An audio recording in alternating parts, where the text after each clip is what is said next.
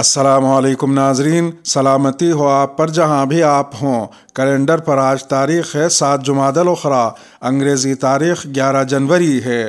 اپنے میزبان راہی حجازی سے عالمی خبریں سنیے۔ اس ویڈیو کے آخر میں آج کی خبروں سے متعلق ایک سوال بھی کیا جائے گا۔ طالبان وزیر خارجہ ملا امیر خان متقی کی تہران میں احمد شاہ مسعود اور کمانڈر اسماعیل خان سے ملاقات۔ طالبان کے وزیر خارجہ ملا امیر خان متقی نے سابق جہادی رہنما اور ہرات کے بھگوڑے شیر اسماعیل خان اور افغان قومی مزاحمتی محاذ کے رہنما احمد شاہ مسعود سے تہران میں ملاقات کی ہے۔ ملا امیر خان متقی نے ملاقات کی تصدیق کرتے ہوئے کہا ہے کہ وہ طالبان حکام کے ایک وفد کے ساتھ تہران گئے تھے۔ طالبان وزیر خارجہ نے کابل واپسی پر صحافیوں سے گفتگو کرتے ہوئے کہا کہ ہم نے ایران میں کمانڈر اسماعیل خان اور احمد شاہ مسعود سے ملاقات کی، دوسرے افغانوں سے بھی ملاقات کی اور انہیں اپنے ملک واپس آنے کی دعوت دی اور انہیں یقین دلایا کہ انہیں کسی طرح کی مشکلات کا سامنا نہیں کرنا پڑے گا۔ افغان قومی مزاحمتی محاذ کے قریبی ذرائع نے BBC سے بات کرتے ہوئے اس ملاقات کی تصدیق کی اور بتایا کہ یہ ملاقات ایران کی ثالثی میں ہوئی تھی۔ صوبہ پنجشیر پر جو طالبان مخالفین کا مرکز رہا ہے، طالبان کے کنٹرول کے بعد یہ پہلا موقع ہے کہ انہوں نے اپنی مخالف مزاحمتی تنظیم کے کسی رہنما سے ملاقات کی ہے۔ احمد شاہ مسعود پہلے بھی ایران کے غیر رسمی دورے کر چکے ہیں۔ ایرانی وزارت خارجہ کے ترجمان نے امید ظاہر کی ہے کہ اس ملاقات کے اچھے نتائج برآمد ہوں گے۔ ایران کی قومی نشریاتی ایجنسی کے مطابق سعید خطیب زادہ نے پیر کے روز ایک پریس کانفرنس میں کہا کہ ہم امید کرتے ہیں کہ اس کا نتیجہ افغانستان کے لوگوں کا روشن مستقبل ہوگا۔ ایران اس سے قبل بھی افغانستان میں ایسی حکومت کے قیام پر زور دیتا رہا ہے جس میں تمام نسلی اکائیوں کی نمائندگی ہو، اور اس ملاقات کو اسی مقصد کے لیے راہ ہموار کرنے کی ایک کوشش کے طور پر دیکھا جا رہا ہے۔ افغان وزیر خارجہ ملا امیر خان متقی نے اتوار کو ایران کے وزیر خارجہ امیر عبداللہیان سمیت وزارت خارجہ کے دیگر حکام اور ایرانی صدر کے خصوصی ایلچی حسن کاظمی قومی سے بھی ملاقات کی۔ انہوں نے ایرانی حکام سے اپنی اس ملاقات کو مثبت قرار دیا۔ ابھی طالبان کی افغان حکومت کو باضابطہ طور پر تسلیم نہیں کیا۔ ایران نے طالبان حکومت کے نمائندوں سے مثبت مذاکرات کے باوجود واضح الفاظ میں کہا ہے کہ ہم نے ابھی تک طالبان کی افغان حکومت کو باضابطہ طور پر تسلیم نہیں کیا۔ ایرانی وزارت خارجہ کے ترجمان سعید خطیب زادہ نے کہا کہ اتوار کو طالبان کے نمائندوں سے ہونے والے اعلیٰ سطح کے مذاکرات بہت مثبت رہے، تاہم ایران ابھی اس مقام تک نہیں پہنچا کہ وہ افغانستان کی حکومت کو باضابطہ طور پر تسلیم کرے۔ انہوں نے پیر کو پریس کانفرنس سے خطاب کرتے ہوئے کہا کہ افغانستان کے موجودہ حالات پر ایران کو تشویش ہے اور افغان وفد کا دورہ انہی تحفظات کا نتیجہ تھا۔ نئی طالبان حکومت کے حوالے سے ایران کا موقف ہے کہ وہ افغانستان میں جامع حکومت کے قیام کی صورت میں ہی اسے تسلیم کریں گے۔ نئی حکومت کے افغانستان میں قیام کے بعد سے دونوں ممالک مسلسل رابطے میں ہیں اور نمائندہ خصوصی حسن کاظمی حالیہ مہینوں میں افغانستان کے کئی دورے کر چکے ہیں۔ اتوار کو ہونے والی اس ملاقات سے قبل دونوں فریقوں نے کہا تھا کہ وہ اس دوران سیاسی، معاشی، ٹرانزٹ اور مہاجرین کے مسائل کو حل کریں گے۔ ایران کی وزارت خارجہ کی جانب سے جاری بیان میں کہا گیا کہ وزیر خارجہ نے ملاقات میں افغانستان کے حوالے سے امریکہ اور اس کے اتحادیوں کی پالیسی کو شدید تنقید کا نشانہ بنایا اور افغان عوام کی مدد اور معیشت کی بحالی کے لیے انسانی بنیادوں پر پابندیاں ہٹانے کا مطالبہ کیا۔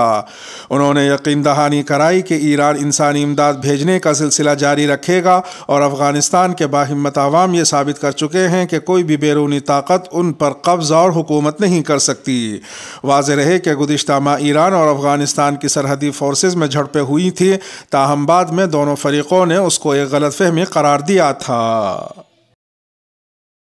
کالعدم TTP کے ترجمان محمد خراسانی افغانستان میں ہلاک۔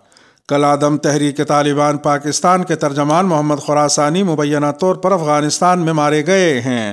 عسکری ذرائع نے اردو نیوز سے بات کرتے ہوئے محمد خراسانی کی افغانستان میں ہلاکت کی تصدیق کی ہے۔ دوسری جانب پاکستان ٹیلی ویژن کے مطابق محمد خراسانی پاکستان کے افغانستان کے ساتھ ملحق علاقوں میں آپریشن ضرب عضب کے بعد افغانستان چلے گئے تھے۔ آپریشن ضرب عضب پاکستانی فوج نے جون 2014 میں قبائلی علاقوں میں عسکریت پسندوں کے خلاف شروع کیا تھا۔ اطلاعات کے مطابق محمد خراسانی ٹی ٹی پی کے مختلف دھڑوں کو متحد کرنے میں ملوث تھے۔ محمد خراسانی کا اصل نام خالد بلتی تھا اور وہ میران شاہ میں دہشت گردی کا مرکز چلا رہے تھے۔ واضح رہے کہ محمد خراسانی شاہد اللہ شاہد کے بعد ٹی ٹی پی کے ترجمان بنے۔ پاکستان ٹی وی کے مطابق محمد خراسانی پاکستان کے عوام اور سیکیورٹی فورسز پر حملوں اور کارروائیوں میں ملوث تھے۔ دوسری جانب ننگرہار صوبے کے حکام نے فرانسیسی خبر رساں ادارے اے ایف پی کو بتایا کہ وہ اس حوالے سے رپورٹس کا جائزہ لے رہے ہیں۔ تاہم تحریک طالبان پاکستان نے محمد خراسانی کی ہلاکت کی تردید کی ہے۔ ٹی ٹی پی کی جانب سے جاری کردہ بیان کے مطابق تحریک طالبان پاکستان کے ترجمان محمد خراسانی زندہ و سلامت ہیں۔ انہوں نے مزید کہا کہ البتہ مفتی خالد بلتی کے حوالے سے ہماری تحقیق جاری ہے، جیسے ہی کنفرم معلومات ہو جائے گی نشر کر دیں گے۔ محمد خراسانی کی ہلاکت سے کئی ہفتے قبل مشرقی افغانستان میں پاکستانی طالبان کے ایک سینئر رہنما ایک مبینہ ڈرون حملے سے بچ کر فرار ہونے میں کامیاب ہو گئے تھے۔ گوانتانامو بے جیل کے 20 برس مکمل، امریکہ اس بدصورت باب کو بند کرے۔ گوانتانامو بے جیل کے 20 برس مکمل ہونے پر اقوام متحدہ کے ماہرین کے گروپ نے واشنگٹن پر زور دیا ہے کہ انسانی حقوق کی مسلسل خلاف ورزی کے اس مقام کو ہمیشہ کے لیے بند کر دیا جائے۔ خبر رساں ایجنسی اے ایف پی کے مطابق اقوام متحدہ کے 1 درجن سے زائد غیر جانبدار ماہرین نے اس امر پر تشویش ظاہر کی ہے کہ 9/11 کے بعد کیوبا کے جزیرے پر دہشت گردی کے خلاف جنگ کے دوران قائم کی گئی فوجی جیل تاحال فعال ہے۔ ماہرین نے کہا کہ 10 جنوری 2022 کو امریکی نیوی کی جانب سے قائم کی گئی یہ جیل بدنامی میں کوئی ثانی نہیں رکھتی اور واشنگٹن کے قانون کی حکمرانی کے عزم پر ایک داغ جیسی ہے۔ ایک بیان میں ماہرین نے کہا کہ ایک ایسی حکومت جو انسانی حقوق کے تحفظ کا دعویٰ کرتی ہو، اس کی جانب سے 20 برس تک لوگوں کو بغیر ٹرائل کے حراستی مرکز میں رکھنا، جہاں تشدد اور غیر انسانی سلوک ہوتا ہو، ناقابل قبول ہے۔ جبری گمشدگی اور بغیر مقدمہ چلائے حراست میں رکھنے پر اقوام متحدہ کے 2 ورکنگ گروپس اور 5 غیر جانبدار ماہرین نے امریکہ پر زور دیا ہے کہ وہ گوانتانامو بے جیل کو بند کرے، وہ زیر حراست افراد کو ان کے ملک یا کسی تیسرے محفوظ ملک بھیجے اور تشدد و حراست میں رکھنے پر ان کو معاوضہ ادا کرے۔